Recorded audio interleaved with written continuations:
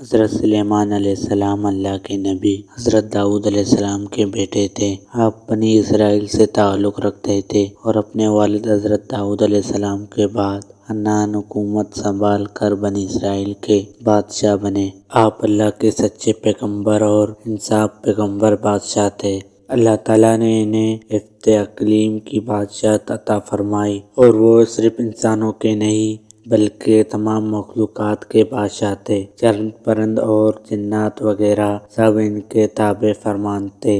اللہ تعالیٰ نے حضرت سلیمان علیہ السلام کو جتنا وسیع و عریض ملک عطا کیا ایسا کسی جن و بشر کو نہیں دیا۔ اس کے باوجود حضرت سلیمان علیہ السلام میں ذرا تکبر نہ تھا۔ وہ اپنے اخراجات کے لیے شاہی خزانے سے ایک پیسہ نہ لیتے تھے اور اپنے ہاتھ سے زنجیل سی کر اور اسے فروخت کر کے گزارا کیا کرتے تھے۔ کھانے کے لیے وہ اپنے ہاتھوں سے جو پیس کر آٹا بناتے اور اس کی روٹی پکا کر کھاتے تھے۔ آپ اکثر روزہ رکھتے تھے اور ہر شام بیت المقدس میں جا کر غریبوں اور روزے داروں کے ساتھ روزہ افطار کرتے تھے۔ دوستو، یہی تھی آج کی ہماری ویڈیو اچھی لگی ہے تو لائک کریں اور سبسکرائب کریں چینل کو ضرور۔